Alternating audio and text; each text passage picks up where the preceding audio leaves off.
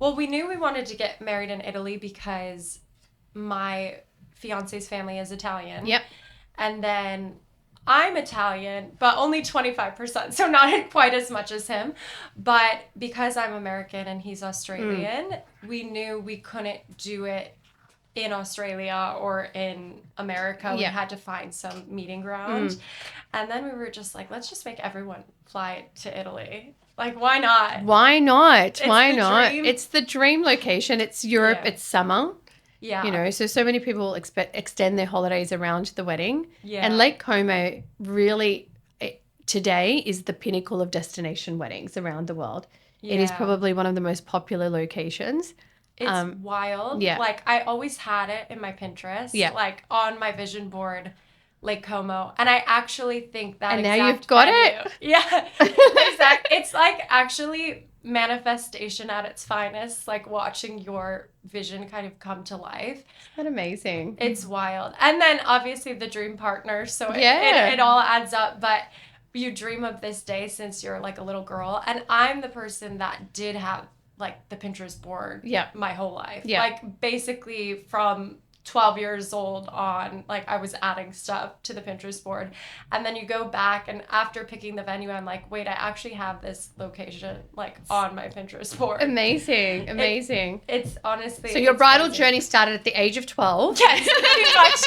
At the age of 12, like I dreamed of it. I like the princess wedding, you know, just it being perfect, all the flowers, like very feminine. Yes. Always, I feel like I've always been very feminine. Like wanted the feminine feel. Yeah. Dreamed of meeting the dream guy, getting married, you know, the whole thing, building a family. So for me, it was always like on my mind. When will I get married? What will it look like? And Lake Como is just like the dream. It's the epitome. Yeah. Really, you're going to have that. Everything that's on your Pinterest board will come to life just because of the setting and the backdrop and the feeling, you know, and the food. And the food. You can't go wrong. It's unmatched, right? So, it is. Yeah. It's like second to Sydney. I mean, Italy and Sydney, they're neck and neck. But I feel like Italian food is just so classic as well. It is. Like so elegant, classic, timeless. Like the whole wedding, I feel like will have that same feeling from entertainment to food to cuisine and also to experience. I think we were talking about your wedding being that destination and having a number of events. So obviously you have your ceremony and reception on the wedding day, but you were thinking about potentially something before and something afterwards just to make the most of being in Lake Como. Yeah, exactly. And I think when you're bringing everybody to the one place, you kind of want them to like get to know each other a bit and also feel like they haven't just flown to Italy for this just one day to watch you get married. So it's more of like an event and an experience, and the guest experience is like really important to us. So we wanted to do like a welcome party on the boat. Yeah. And have everyone like mingle a bit, have some drinks, have, you know, maybe some flowers, like a nice decor, but not, once again, not too much. Yeah. So that it takes away from the guest. From the guest experience. Yeah. That's what we're finding. We're finding, especially in Lake Como, these weddings are being styled in a way which is really complementary to the setting. Yeah. And what you want is for people not to look at those photos and go, where are they? Yeah. You want them to look at the photos and say, wow, they've really dressed up Lake Como, you know? And I think being on that water and on a boat, just some personalization, some accents around stationery and design, and maybe some florals, color, like maybe some color because you're not going so bright and bold on the wedding day would be really fun. That's what I was thinking too, because I was like, I saw photos on Pinterest. Once again, I love Pinterest. Yeah. I saw photos of like red florals. Yes. In Lake Como, and just with like the terracotta buildings and all of that, it just complements the building so well. It does, we have to do that bright red color, like the bright red, bright maybe even like an orangey, something that really makes the buildings just like stand out. Yeah. As you just float across the water and get to see Lake Como and it's all its beauty, you know, I feel like that's the perfect way to see it. Definitely on water, for sure. Well, we need to find you an amazing photographer. I know. We have to find I think that's the vision now is just like capture Who's it. going to capture it all? Yeah. Because we have all these amazing events planned. So I want to make sure we can look back and be like, oh, wow, that was beautiful. Because we really want to live in the moment for the actual day. Yeah. But I'd love to look back and be like, oh, wow, what a beautiful experience, you know? Yeah. And even with the families and everything, because it's very Italian, but like family is super important. Of course. And I know that we want to make sure we have a lot of memorabilia from the wedding and like the welcome party. And even if we do like a farewell party, which we probably will because people have come all that way. Yeah. It's important for us to really capture that. You know? And then my 2 sisters will be the bridesmaids. Oh. So I've got 2 sisters too. Oh, really? Yeah. Are they younger? Older? They're younger and they're twins actually. Oh, no way. Yeah, yes. Mine are younger as well. Oh, okay, yeah. Very oldest child syndrome. Leading the way. Yeah, exactly. You will be fabulous bridesmaids. I will dress you up. Exactly. Yeah. They're like right now, who's going to be the maid of honor? Oh, yeah. Like, that's the talk. I'm like, it can't be, like, I have to do co. I can't just pick one. Yeah. But one of my sisters, she's so funny. She's always like, you know who your maid of honor needs to be. Yeah. I'm like, no, I don't. I think it's going to be both of them. Yeah. But yeah, I'm very lucky. We're just doing like a small wedding party. So just my sisters, and then my fiance, he doesn't have brothers. So he's just going to do like his really close childhood friend as his best man. And then one of his really close friends as well as the groomsmen. But we're like, keep it small, keep it classic. And then also when you're only doing 100 people. Yeah, you don't want to have a bridal party 6 on either side, right? Yeah. It's like way too much. Yeah. Like everybody will be up there standing and no one will be sitting. Yeah, so. No, I like that. I think for destination weddings as well, there are other elements to consider when you do have a bridal party. So once you start extending it beyond family or people you're really close to, them taking time off work and them having to come, and maybe in the lead up certain things that they need to coordinate and organize, and dresses, and I need you at this appointment. You can do that with family, right? Yeah. So it is easier to coordinate when it is a smaller number, particularly for destination. Yeah. Oh, yeah. And that was the thing, too. It is a big ask. Yeah. Like asking somebody to be a part of a bridal party, especially when everyone's getting married. Yes. It's like that time in your life where you just see engagements all over the time. Instagram, and you're like, am I getting asked to be in this wedding? And then some people you're very happy to, but then it's like, oh, hopefully not this one. Yeah. But like with my sisters, I just felt like, oh, they have to come anyway. Yeah. It's like, it's not a big ask. Yeah. But for some of my friends, I'm like, if they can't get to Italy, I don't want them to feel forced to have to come out, you know? And so I think it's a lot easier that way. And then also with my fiance, like his friends are so close and it's such an intimate group. It's basically like brothers, you know? Yeah, and then you'll look back and be like, oh, I'm so glad we had these people a part of that journey. You need the key people there. And I think today, like we're seeing so many... I'm not sure if you're familiar with content creators attending these weddings and capturing all that behind the scenes stuff on the phones and getting a lot of those moments, and also guests taking that content and then sharing it with you afterwards, and everyone getting involved in wanting to be there. Like now, destination pre-COVID, you'd get about 60%, 65% people saying yes. Yeah. Now it's at close to 90%. Really? Yeah, because everyone wants to go away and they want so just be mindful when you do send out that most people will probably try their best. Yeah. To be there. Like they will want, they're counting down and they're asking to. This is the thing, it's so popular right now, and Europe in summer, it's like a Euro holiday. Exactly. Like mixed into the wedding. Yeah. And my fiance, he's actually doing his bachelor party like a week prior already, because they're already there. They're already there, may as well. Friends are going to be there, and they can get ready faster than I can. Absolutely. So I need a full week to prep. He's good. He can just like roll out of bed. But I feel like it's a good use of the time. Absolutely. Everyone from Australia is already in Europe. So they're going to do Spain. I think they're going to Ibiza, and they're going to do it right, and they're going to have fun. That's amazing. And I'm like, you go. Steven's nodding his head. Like, you do it right. Like, you guys have a good time. But I thought that was a really good use of, like, everyone already taking time off. Yeah. And may as well do something. Yeah. Exactly. Yeah, with the boys while they're there. That's amazing. Exactly. Not for me, it's different. Yeah. I'm like, we're going to break it up. Yeah. I'll do Vegas. Yeah. I'll do it on my own time. Yeah. But also a lot of my friends are American. So going, somewhere like Vegas.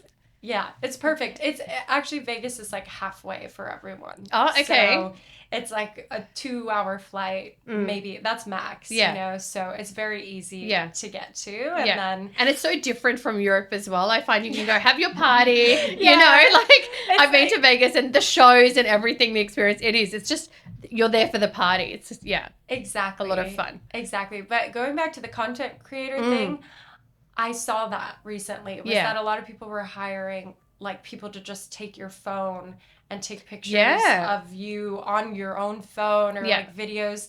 And I was like, I really like that. Yeah. Because I see people wait so long to post pictures from their wedding. And I don't know if I'll want to post everything, but I'll probably want to post like a little something like right away. So I thought that was a good idea to have like a content creator come. Yeah. Or maybe one of my friends who does that, you know, just kind of follow us around. But I like the idea of that. Yeah. And it's so popular. Like right now we even have videographers and photographers who've also partnered with content creators. And then there are independent content creators. And what they do is they create on-the-day reels. So they actually edit some of the video content for you to post immediately. Wow. And different storytelling components from the day. And the lead up, obviously, if there's different events. Yeah. And they'll actually then create, you know, the 3 days in an edit. Then they'll do the wedding day, the ceremony. So they do tend to create content. And because it's all on the phone, they're doing it so quickly. Yeah. And then you get those amazing... you know, photos and videos that have been highly edited from your photographer and your videographer, and it's different elements of the wedding. Yeah. Because stuff does look different on the iPhone than it does on a professional camera. And then sometimes I'll get photos on a professional camera and I'm like, I don't really like this as much as I liked the iPhone. I don't know if it's showing less, but I'm like, I don't like it as much. So I do think it's a good idea to have like those two forms of content so you can see it from different angles and two different approaches. But my suggestion would be to connect with your photographer, if you can, with your partner, even if it's the day before the festivities start, even if it's just for an hour, and get some pre-wedding photos to get in front of the camera and comfortable with the camera and with the photographer. And then that way you've got those photos just before the wedding day and you can see it in your faces. Like, it's really quite beautiful. But what it does is it actually, you know, when have you been with your partner taking professional photos? Yeah, true. Not very often. And the dynamics of that. So even just walking around the space and getting some photos will make you feel really comfortable. So on the wedding day, you guys know your angles, where to stand, what to do. The photographer understands your vibe as well, and it does make things flow smoothly. That's a good idea. Yeah. I think we have the same good side, so it might be a problem. We're going to have to work that out. You can stand next to me. Well, we might have to rotate, but I always notice he goes over to my good side, and I'm like, no, not today. But we did, so that's funny you mentioned that. When we were in Hawaii when he proposed, he hired a photographer. Oh, did he? Yeah. And I remember because we accidentally ran into the photographer. So I kind of figured out something was happening because we ran into him. Yeah. And he was like, oh, hey, Alex. And I was like, oh, how does he know this photographer with a whole tripod? Oh, before he proposed? Yes. Oh, okay. And so we ran into the photographer. And I was just thinking, okay, this might be happening. And then Alex was so quick on his feet. He goes, oh, no, I hired this guy as a surprise to take pictures of us. And I was like, that sounds fishy. And then he started taking photos of us. And we were like 30 minutes into taking pictures. And I was like, maybe he actually just hired this person. And then he ended up like getting down on one knee and taking, you know, that whole thing. But it was really difficult. Yeah. Like when we were taking the pictures together, it was not natural for us to like pose organically and pretend like we were walking and all of the stuff they make you do. So it was really interesting because it's different with your girlfriends. It is, because your girlfriends always, girls generally, they know their angle, they know how to pose. Like, it's all, they've been there, done that, right? But when it comes to you and your partner, and this is what I say, how often have you had those professional shots taken? Almost never. And, you've had a practice run on your engagement. Yeah, just like a little on the proposal. Bit. A tiny bit. But yeah, even if you can meet, like I said, and just get that as part of the package or part of the offering, or coming over to the venue, it's worth doing. That's a good idea. Yeah. And then you have some backups. Like, if all things go south, there's your photos. Yeah, there's your photo. Exactly. I like that. But the other thing, I when we actually met, I mentioned to you about the email address. Yes. You have to do it. Having a separate email address for your wedding. And I noticed this was becoming a problem recently. Yeah. When I was getting all these emails about like the dresses or from you or from like, oh gosh, the wedding planners, like, and we haven't narrowed down the vendor yet. Yeah. That's when it's getting confusing. The correspondence can get confusing with life emails and everything else. And then also you and your partner can both access that email address. You can have your RSVPs come to that email address. Yeah. All of your photos, any Dropbox links that you need to share. Yeah. So that way that becomes your, and then you can always go back and look at our your things we planned. All of the planning sits in one location. Like reminisce. Yeah, that's it. But it is difficult. Like my fiance, he'll be like, "Oh, did you do this or did you do this?" And if we had like both eyes on it, it would be different. Yeah. So that's a really good idea. I remember you telling me that. I just thought about it the other day, so I need to get that done. Yeah, that's like top of my list right now, just for organization, because you have to stay organized. Yes. I already have my Excel spreadsheets. Yeah. But I don't have the email. Yeah. Link them to Google Sheets. And then that way you link it to your Gmail and then you're all in sync. That's a good idea. Yeah. Because you might need to share some. Yeah. Is that how you would typically stay organized? Would you like recommend people keep their stuff in Excel, like outside of email, or does the planner mostly handle that? So we actually, it's funny you say that, we have a planner which I have to share with you that we've created, and we did it in collaboration with planners from around the world, and it's 150 pages, so you'll love it. And it's checklists for every single thing that you need in the lead up to the wedding. And we have a destination planner as well, separate to that, because the destination does require and does have different elements. But generally speaking, a planner will keep tabs on everything relating to the logistics of your wedding, the run sheets, the programs, and all of the correspondence with all of your service providers. So sometimes they will book them themselves, or sometimes they will go, obviously you've booked your venue, but there's other things that need to be booked. So the planner will then say, I got a quote from this person and this person and this person. I'm going to negotiate this. This is what I can do. So planners save you a lot of time and tend to save you a lot of money because they know the cost of things. Yeah. So and they know how to negotiate. And they know how to go, okay, that's good value for that. Or actually you haven't considered delivery. What time are you delivering? Do you need, obviously in Lake Como, it's not so simple just to get flowers from A to B. So where are they coming from? What's the logistics look like? Is it coming on water? Is it coming, it's through what means of transportation? They will coordinate all of that and make sure that's all costed out, because the other thing you don't want is hidden costs. Yeah, because I've noticed that too, like the venue, even they'll have hidden costs. Yeah. Like if you need extra time to set things up, or bump in time, bump out time, which is what we call it. Like they may charge you for every additional half hour. Yeah. Which adds up quick. Adds up quickly. So you need a planner to say, we can get into this venue and set up within 3 hours. If you don't have a planner, some of the service providers will say, well, I can only come at 6 a.m. And then someone else will say, but I can only come at 10 a.m. Yeah. And if the tablecloths are not there before the flowers, then you've got before the stationery, before the, the cutlery and the crockery, then you also need to figure out all of that timing. Yeah. Right? That's so true. Yeah. It's things you don't think about. Yeah. And it's amazing that people get by not using a planner. Yeah. Like, I don't think if you're doing something as big as like going to a destination, I don't think I personally could do it without having a planner there. Yeah. Just because there's so many moving pieces. Yes. like, I guess if you had a smaller scale thing, you could maybe manage, like if it was only 20 people or so, but with 100 people, I don't even think, like, we still have to get people on ferries. Well, it's logistics. Venue. Destination weddings is largely about logistics, and it's about getting things and people from point A to point B. Yeah. Right? Along with that, the style and the decor and, you know, all of the elements of making sure that everything looks beautiful. Yeah. Timing is of the essence. Yeah. You know, and you want to be able to have somebody that's managing that schedule and that time. So these days, some people hire planners who are also designers who actually do all of the decor and the styling.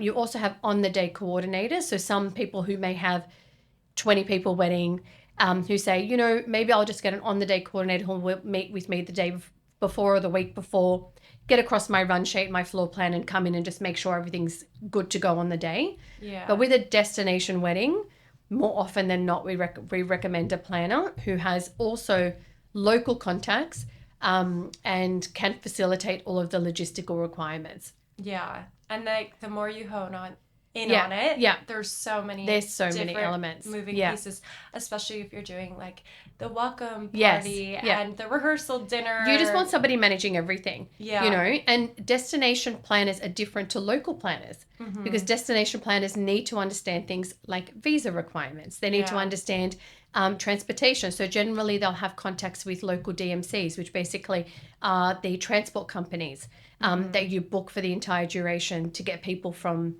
point A to point B. So they will have ferry access, water taxi access, on the ground taxi access. Yeah. You know, if something's running late or something needs to be delivered or somebody needs something dry cleaned or pressed or all of these little things that you may not consider, this is what the planner will do. They will coordinate all of those parties for those particular days and anything pre and post.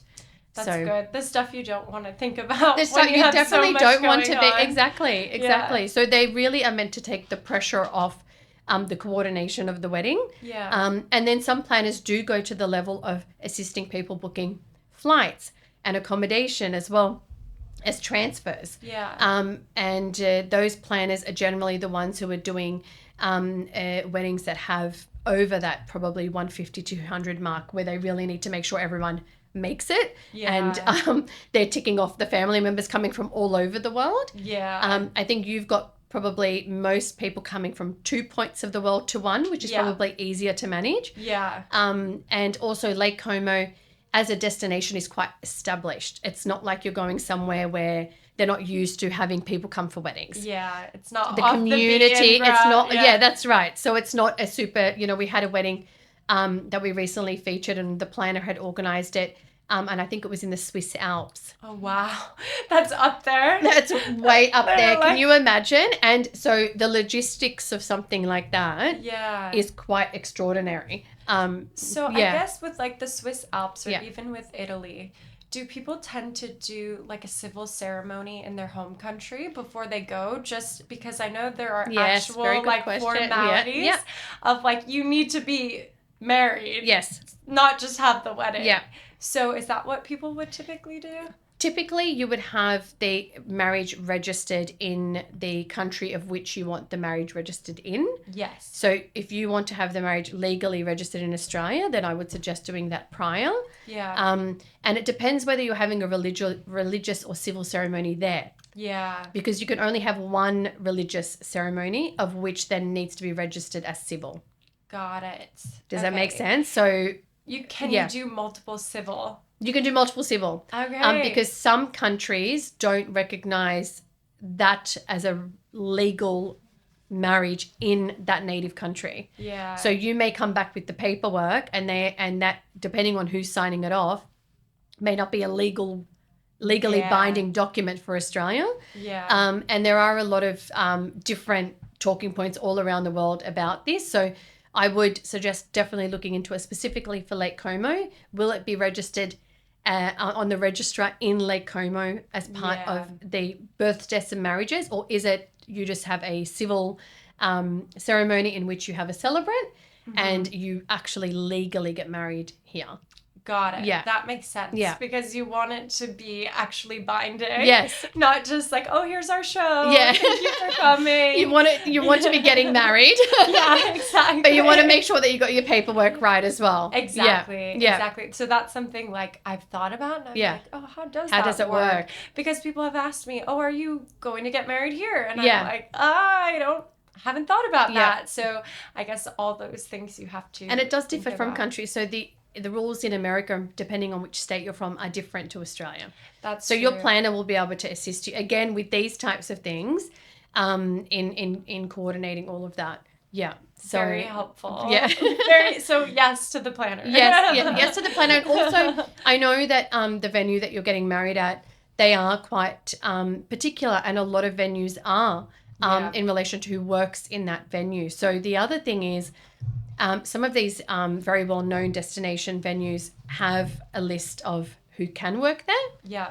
And that's about it. Yeah. So you sometimes are restricted, which is not a bad thing, because they probably have vetted a lot of the service providers in the region and said, these are the ones that we trust, that we know, can deliver really great quality and service. Yeah. But it does mean that you are limited to that list. Yeah. So I would be, again, getting your planner to do a little bit of research in relation to the venue that you're getting married at, and whether there is a list and you have to abide by that list. And if so, what is it that you would like from these service providers, and how can that be negotiated? That's so true. Yeah. I think they sent like 2 lists. One of them was mandatory suppliers, and then one was suggested. Okay. And I think the mandatory one, there were certain specific things you couldn't like outsource. Yeah. So like food was one of them. They have a select list of caterers that you can use. But in terms of wedding planner, I think you have your free reign on that. Okay, yeah. And then there's certain things where you can actually, like they have suggestions, but you can choose. Yeah. But yeah, food was one of them where they won't let you seek other places. It's probably because food is very tricky, and you have to know how to work within the kitchens in these venues. And a lot of the times you might have a caterer come in and say, they don't have this type of oven, I can't make this. So these caterers know exactly what is available in these kitchens, how to work with them, and therefore can deliver to the menus that they present. That makes because sense. If you meet with a caterer and they go, we can do all of these amazing things, and then they go to the venue and that we don't have the commercial, kitchen requirements here, then there's a change and a change and a change before you get to that point. So yeah, I would definitely go with the catering partners that they've suggested. And I'm sure they're amazing because they've worked there before. Yeah. You want caterers that have worked in the venue before. Yes. You want that. Yeah. Yes. They know exactly where the delivery points are and, Yeah. You don't want bad food on the table. That would be horrible. Not in Italy. No. It could never happen. That would be horrible. Actually, there were like debates about the food. When I was talking to my fiance, we were like, oh, should we do this dish or this dish? Because you kind of get somewhat of a selection. Yeah. And there were things on the menu that were a bit more obscure just because you are in Italy. Yes. Like some of those foreign destination weddings have like more obscure things on the menu. And I was like, I think we can do something that's out there without doing something that people are afraid to eat. Unrecognizable. Yeah. Like one of them was beef tartare. Yeah. He was like, oh, I love beef tartare. And I was like, so do I in Australia, or like I love it in America at like a fine dining restaurant, but in Italy at a wedding, if it's sitting out for too long, it's something that would maybe make me nervous. And also some people at our wedding maybe haven't tried that. And I don't think a wedding is the first time to try like a beef tartare, you know? That could be something that could be part of, for example, on arrival canapes, one of the options. And then you could go, okay, well, for whoever loves the beef tartare, I'm sure it's amazing in Italy, but it's being served as canapé and roving as people are standing and they're eating, so it's not sitting there on the table staring when people are too busy talking or dancing or whatever they're doing, and I think that's, another thing. But one other, which is a big talking point around destination weddings, is getting the wedding dress, the bridesmaid dresses, the suiting from point A to point B. Yes, we were just talking about that. How do we keep it from wrinkling? Like, what do you do? So we have been very assertively, I'm going to use the word, encouraging airlines to have an offering for destination weddings. That's because some of them, unless you book, you know, I saw something go viral the other day, and this bride had this huge dress, and she had to book a seat for the dress. Oh my gosh. Because she was so nervous packing it any other way. Yeah. And they actually said you have to book a seat. Now, if that's the case and the dress is 30 kilos, then fair enough. Yeah. But in most instances, there should be, particularly because there's a number of people flying, some sort of offering. Yeah. So we've been speaking to like Emirates Airlines, Qatar Airways, Turkish Airlines. We're like, guys, get on it, because there are destination weddings happening. They're growing year on year. Yeah. And we can't have these brides packing their, you know, thousands of dollars wedding dresses into their luggage and just being like, off you go. Yeah. So is there for the different fabrics, like do some travel better than others, or is it just like you definitely would some keep travel it out of you would the want suitcase? it in a suit bag, and I would be contacting your airline prior and saying we want this hung. It's a wedding dress, and I'd be asking for a similar thing. Depending on, I would get a suit bag for the suits because they do tend to pack better. But definitely, you know, the hotel that you're staying at, that there's dry cleaning and there's steamer service on arrival. Steaming wedding dresses, depending on the fabric, can be tricky. So I would be asking the questions. Steven is a designer, so he's saying no. So you need to find out, what do I do? You know, if you were showing me a dress that was a satin or a silk, I would be saying this definitely needs to be taken care of when you get there. I think your dress it won't travel too badly. Yeah. But I would be asking for the boutique to hang it for you and pack it in a way that it can travel. Yes. And then also just doing your you know, due diligence on the other end. You have to remember, when you go to places like Lake Como, there's probably 1 or 2 dry cleaners on the entire island. Yeah, it's very small. Or entire location. And probably 1 or 2 seamstresses. This is another thing, is just knowing that person is on standby. Yeah. And that if you do need anything, that they are available. But do all of your alterations here. Mm-hmm. Have second shirts for all of the grooms. The groom and the groomsmen, because it can get very hot. Yes. And they're probably going to want to refresh between ceremony and reception. Yeah. And that's, really important. Little things like that. Yeah. And then the fabric for like the groomsmen's shirts. In the summer, would you go with a linen, or what type of fabric would be okay? Yeah, Stephen's going to chime in here. Yeah, so linen definitely works well. Linen works well, but it creases a lot in summer. It does, yeah. Okay. So what you would get, you either get the best ones, you would get the 98% cotton and 2% elasticity or polyester. That helps with the wrinkling.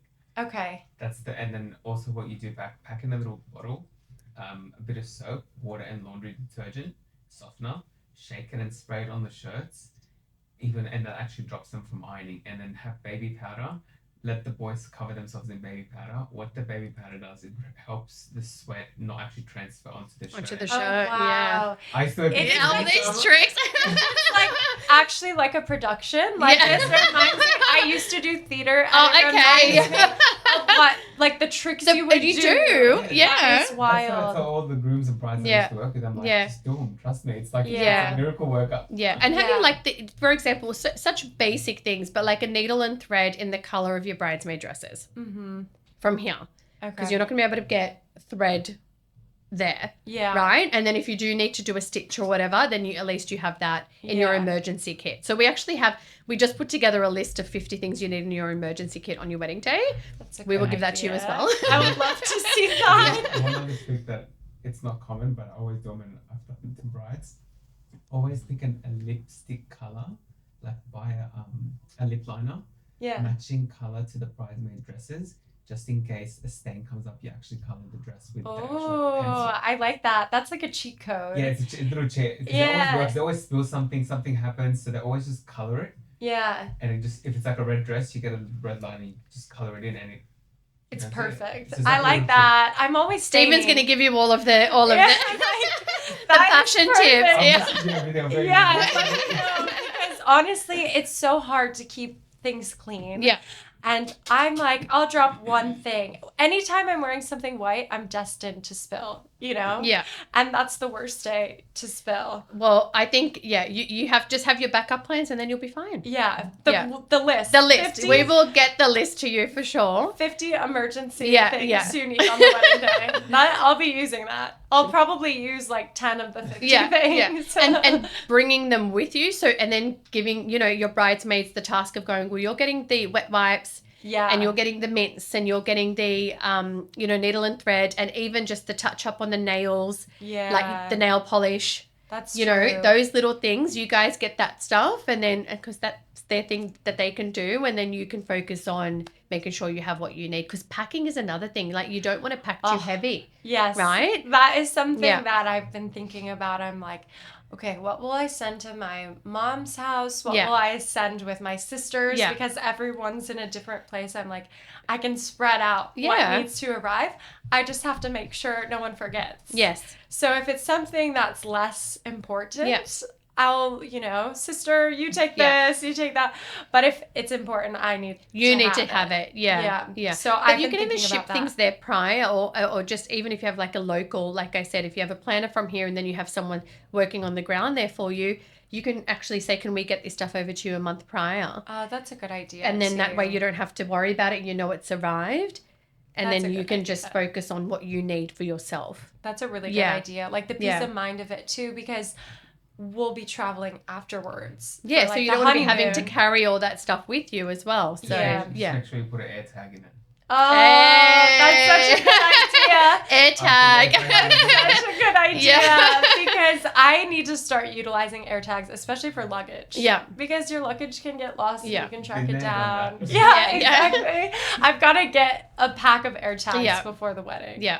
Just make sure you can track everything. Yeah, especially the dress. Yeah. I don't know what it'll be in, but it will have an air tag on it. Yeah. Well, let's get you a planner. We need an amazing photographer and content creator. There's a few other things on the list. Yeah. And whichever airline you decide to book, we'll try and put in a good word and say, we told you. Yeah. Because we want it to be a service. We want it to be a service across the world for those who are planning destination weddings. Mm-hmm. We don't want brides to have to worry about their wedding dress. And they shouldn't have to for booking, X amount of people on a plane and going from point A to point B. Yeah. We really want that service to be available. So that's amazing. We are advocating. You guys are so helpful because that, like, for the bride, there's so much on your brain. Yeah. And everyone's like, oh, you're going to stress about wedding planning. And the truth is like picking the actual vendors isn't the stress. No.